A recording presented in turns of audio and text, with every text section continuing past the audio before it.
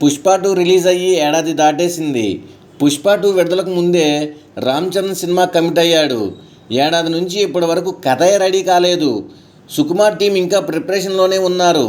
కథ రెడీ కావడానికి ఇంకో ఏడాది తీసుకుంటాడేమో చూడాలి. బ్లాక్ బస్టర్ హిట్ కొట్టంగానే ఈ లెక్కల మాస్టర్ సుకుమార్ ఆలోచనలో పడతారు. పుష్ప 2 విషయంలోనూ అదే జరిగింది.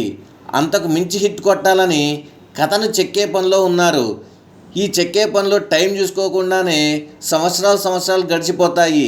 ఏడాది నుంచి రామ్ చరణ్ మూవీ కోసం కసరత్తులు చేస్తూనే ఉన్నారే కానీ ఇంకా కథ మాత్రం ఫైనల్ కాలేదు.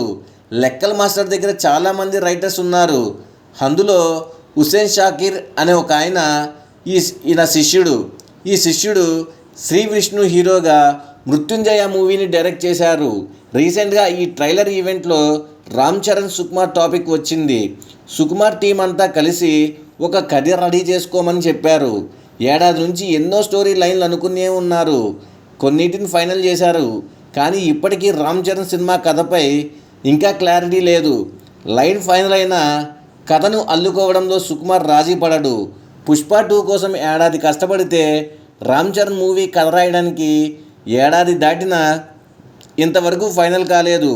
రంగస్థలంలో రామ్ చరణ్ను గుబురగడ్డంతో రగడ లుక్లో చూపించాడు సుకుమార్. సుకుమార్ హీరో లుక్ విషయంలో శిష్యుడు గురువును ఫాలో అయిన పెద్దిలో మరింత ఓరమాస్ కలరింగ్ ఇచ్చాడు. పెద్ది గ్లిమ్స్లో శిష్యుడు ఇంప్రెస్ చేయడంతో గురువు ఆలోచనలో పడ్డాడట. పెద్దిని మించి రామ్ చరణ్ని ఎలా చూపించాలి, ఎలా చెక్కాలో ఆలోచిస్తున్నాడు అనుకుంటా. ఈ భయంతోనే కథ రెడీ చేయడానికి ఎక్కువ టైం తీసుకుంటున్నాడేమో. పెద్ది 2026 ఏప్రిల్ 30 రిలీజ్ అవుతుంది. ఈ టైంకు సుకుమార్ కథ రెడీ కావడం కష్టమే. పుష్ప 2 రికార్డులు బ్రేక్ చేసి 1800 కోట్లకు పైగా గ్రాస్ కలెక్ట్ చేసింది. సుకుమార్పై అంచనాలు పెరిగిపోయాయి. వాటిని రీచ్ కావాలంటే ఏడాదిలో కథను రెడీ చేయలేడు.